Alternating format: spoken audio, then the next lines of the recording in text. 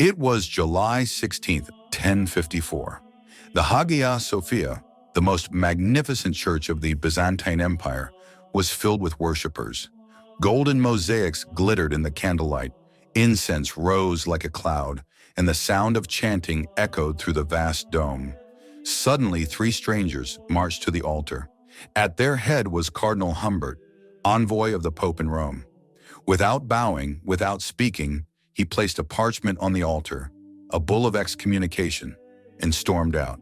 Days later, the Patriarch of Constantinople responded with his own excommunication. And with that, Christianity, which had once stood united, was forever split in two. This moment is remembered as the Great Schism, the divide that created two great branches of Christianity, the Roman Catholic Church in the West and the Eastern Orthodox Church in the East. But here's the truth. This wasn't just about a single act in 1054. The schism had been brewing for centuries, shaped by differences in language, culture, politics, and theology. What we often see as one dramatic split was, in fact, the culmination of nearly 1,000 years of growing tension. To understand the schism, we need to go back to the Roman Empire itself. In the year 285, Emperor Diocletian divided the Roman Empire into East and West for easier governance. This was the beginning of two very different worlds within one empire. Then, in 330, Emperor Constantine shifted the capital eastward, founding his new Rome at Byzantium, later renamed Constantinople. With its strategic location and wealth, Constantinople grew into a powerful, thriving city, destined to rival Rome itself. When the Western Roman Empire collapsed in 476, Rome was left in ruins, while Constantinople flourished as the heart of the Byzantine Empire. This divide shaped Christianity itself. In the West, Latin was the language of the church, law, and theology.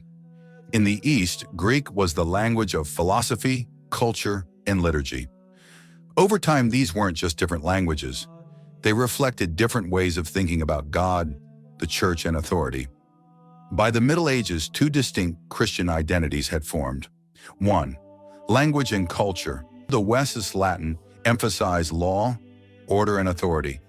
The East Greek emphasized philosophy, mystery, and theological nuance.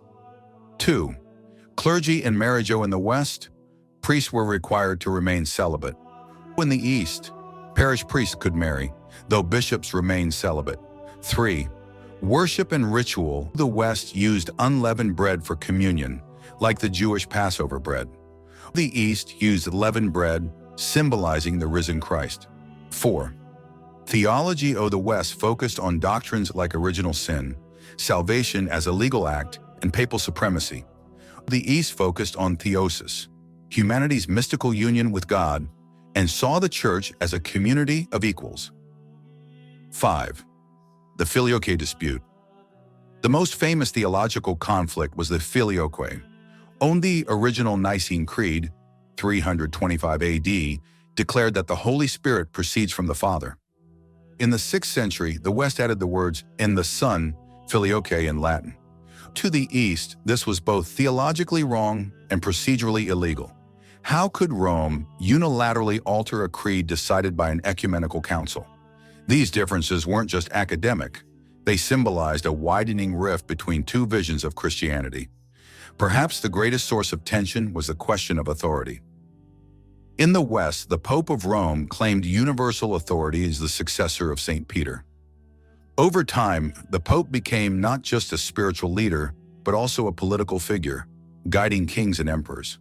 In the East, leadership was shared among 5 patriarchs: Rome, Constantinople, Alexandria, Antioch, and Jerusalem.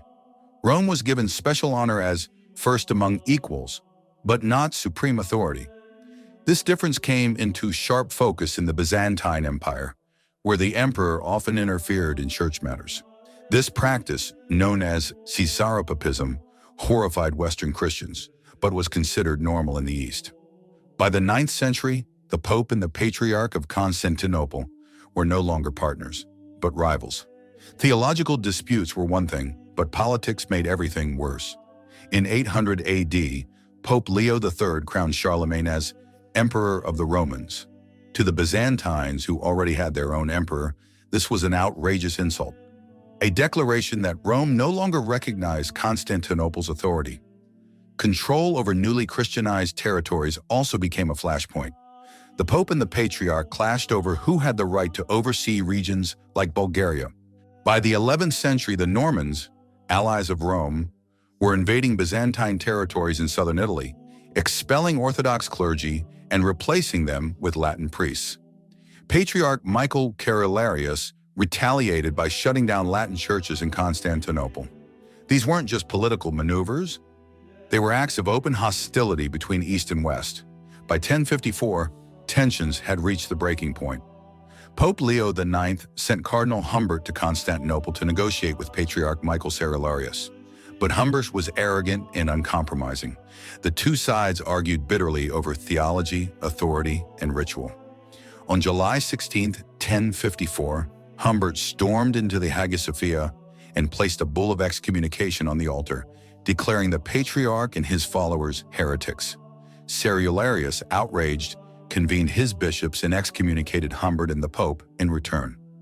This dramatic exchange is what history remembers as the Great Schism.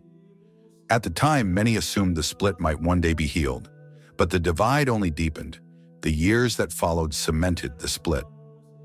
In 1204, the Fourth Crusade, intended to reclaim the Holy Land, instead turned on Constantinople. Western Crusaders sacked the city, looting its churches, desecrating the Hagia Sophia, and slaughtering Orthodox Christians. To the east, this was unforgivable betrayal, not by Muslims, but by fellow Christians. After the fall of Constantinople to the Ottomans in 1453, the Eastern Orthodox Church lived under Islamic rule, while Catholicism expanded westward into Europe, the Americas, and beyond. Efforts at reunion, like the Council of Florence in 1439, briefly brought the churches together on paper, but were rejected by ordinary Orthodox Christians who saw them as betrayals of their traditions. The gap had become permanent. Today, the consequences of the Great Schism are still visible. The Roman Catholic Church remains the largest Christian denomination in the world, with over 1.3 billion members. The Eastern Orthodox Church counts around 220 million faithful, concentrated in Eastern Europe, the Middle East, and parts of Africa. Despite their differences, both traditions share a deep commitment to the sacraments, the Bible, and the teachings of the early Church. In recent decades, popes and patriarchs have met, embraced, and even prayed together, seeking reconciliation. But the divide of 1054 still lingers, reminding us that unity, once broken, is difficult to restore. The Great Schism wasn't caused by one act of defiance in a single church on a single day. It was the result of centuries of cultural divergence, political rivalry, and theological disagreement. It shows us how human pride, mistrust, and misunderstanding can tear apart even the strongest of institutions. And yet, it also reminds us of something powerful. Despite division, the faith endured.